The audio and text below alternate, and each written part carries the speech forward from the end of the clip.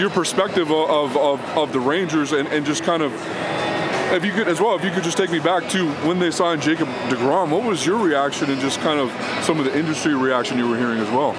Well, some of the pitchers they added during the wintertime, I mean, let's face it, even as you and I talk, you don't know exactly, how healthy DeGrom will be, how healthy Eovaldi will be because of their histories. But there's also no doubt when you're around a team for a couple days, you start to get a feel for the players and start to get a feel for the clubhouse. Man, I just love the Rangers. Love how even-keeled they are. Marcus Semien is that way. Corey Seager's that way. Josh Young is that way. DeGrom, Eovaldi. And I've known Bruce Bochy forever, for 30 years, and knowing the potential impact he has. I don't know if they're going to make the playoffs, but I do know they're going to be better than what people expect. I was going to ask you that next as well. What did you make of the Bruce Bochy hire as well? Well, I was covering the Padres for the San Diego Union Tribune when Boch was first hired as a manager. And my impression was when he left the Giants was that he was done. But in talking with him this weekend, he tells his story about getting his knee replaced, getting his hip replaced, getting his back worked on, and then the last couple of years starting to feel that hunger again. He said that Ray Davis, the Rangers owner, when he met with him, he asked him, why do you want to get back into this? And Boch said, I want to win another championship. And Davis' response was, hey, you got 3 of those pelts on your wall. I want 1 of those. Absolutely. I wanted to ask you, too, covering Bryce Harper and just how important is Bryce to the game of baseball? And we're missing him for a large portion of the season here. Well, we did get information today from Rob Thompson, the Phillies manager. He may be back sooner than we all expect. It looks like he's going to take batting practice on the field the next time the Phillies have a homestand, so that's hopeful. And you're hoping sometime in May we see him back on the field. Look, the thing that I love about Bryce, and I guess when you get to be old like me, you get to see players at the beginning of their careers to the end of their careers, he clearly is evolving as a person. He's a dad now. He seems much more comfortable, and we felt that in the postseason last year with the Phillies. And I'm very, very interested to get your perspective on Adolis Garcia, if you don't mind, because I feel, he's definitely been under the radar for the last couple of years, but do you think he's maybe cementing himself as one of the best outfielders in the game? I do, and I think you're 100% right about that. Look, when you're on a team that is perpetually at the bottom of the standings, no one's going to pay attention. That's a fact, unless you're a starting pitcher. And so now that the Rangers are ascending, I think a lot more people will pay attention to what he's doing. And I think in this group, with Seager and Semien and their personalities that I mentioned, I think he's going to stand out even more. And what are your perceptions of the Houston Astros? Is it still, they're obviously still the king of the AL West, would you say?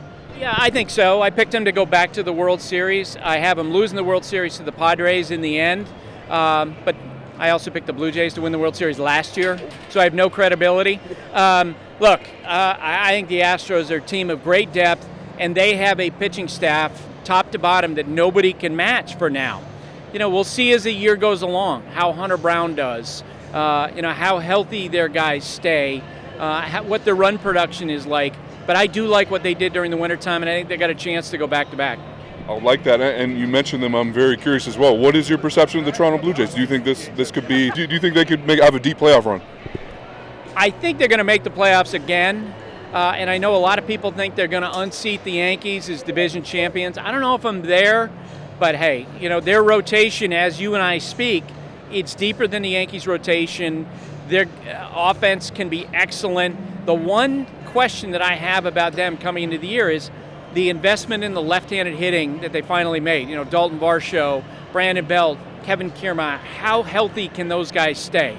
Because it's a very right-handed lineup. If you don't have those guys, they need those guys to stay healthy. And do you have any favorites for the American League Cy Young Award? I'm trying to remember now who I picked. I didn't pick Ohtani. I picked Cease last year, and I felt really smart. I'm trying to remember who I picked in the American League. Is that Clanahan? I'm sorry? Clanahan? Nope. Let me remember who I picked. Gosh, who did I pick? I'm putting you on the spot. I picked Luis Castillo. I did not pick any of the Astros guys. Who else could I have picked? I picked some, but let's see. No Red Sox guy. No Rays guy. Garrett Cole? Garrett Cole? Who's that? Garrett Cole?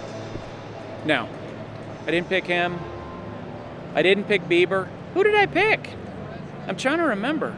Well, we'll circle back to it. But let me ask you this. Do you think if DeGrom stays healthy, he has a legitimate shot at it? Or? Yeah. Let's face it, for the most of the last 5 or 6 years, he's been considered to be the best pitcher on the planet. I will say, if I had known what I saw opening day in Dylan Cease, to me, he would be the front runner. His stuff was unbelievable.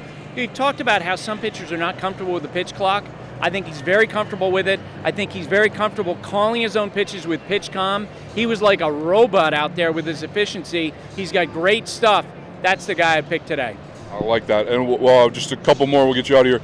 Do you have a breakout candidate that you're really excited about in either league, and maybe a breakout team as well? So I don't know if I can say the Angels are a sleeper team when you've got Ohtani and Trout. That feels kind of weird. But I did pick them to make the playoffs. I think they're going to surprise people this year. I think the general manager, Perry Manassian, has done a really good job of adding some pitching. In terms of a breakout player, he's a rookie, and I picked him to be the American League Rookie of the Year, Gunnar Henderson. Phenomenal athlete. He seems so comfortable in the big leagues. I think he's going to have a big year. Buster, really appreciate the time. Enjoy Texas and have a great season. Thanks, Taylor.